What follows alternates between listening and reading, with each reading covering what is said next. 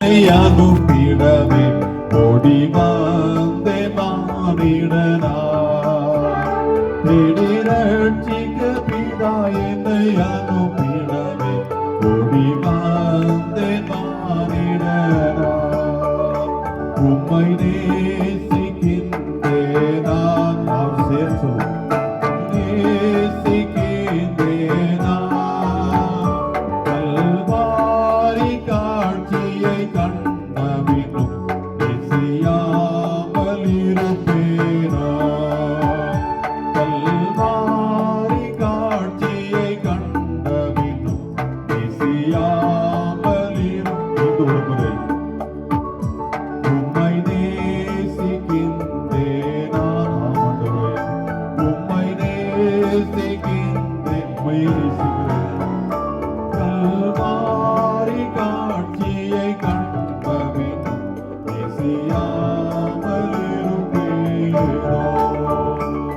உள்ளத்தின் ஆழத்தில் ஆண்டவரை ஸ்தோத்திரிப்போம். இந்த வேளையில ஒரே நிமிடம் மட்டும் நாம் ஆண்டவரை உள்ளத்தின் ஆழத்தில் ஸ்தோத்திரிக்க இருக்கிறோம்.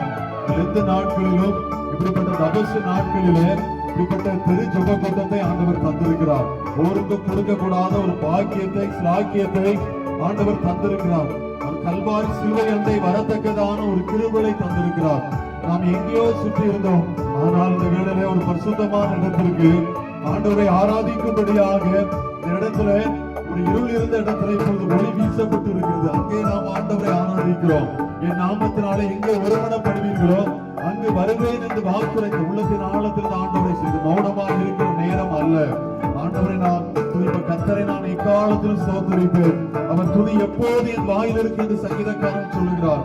ஆண்டவரை நாம் துதிக்க ஸ்துதிக்க அவருடைய பலத்தை நாம் பெற்றுக் கொள்கிறோம். நாம் பலப்பட்டு தொடர்ந்து ஆண்டவரை ஆராதிக்க இருக்கிறோம். அன்பின் ஆண்டவரே, இந்த ஜெப குறிப்புக்காக நாங்கள் நன்றி செலுத்துகிறோம். 5 பேர் ஜெபிக்க இருக்கிற ஆண்டவரே, தொடர்ந்து பெயர்கள் வாசிக்கும் பொழுது அவர்கள் அந்த குடும்பத்திற்காக ஜெபிக்கத்தக்கதான கிருபை தாங்க. துதிகன மைமேலாம் சுமக்கே செலுத்துகிறோம்.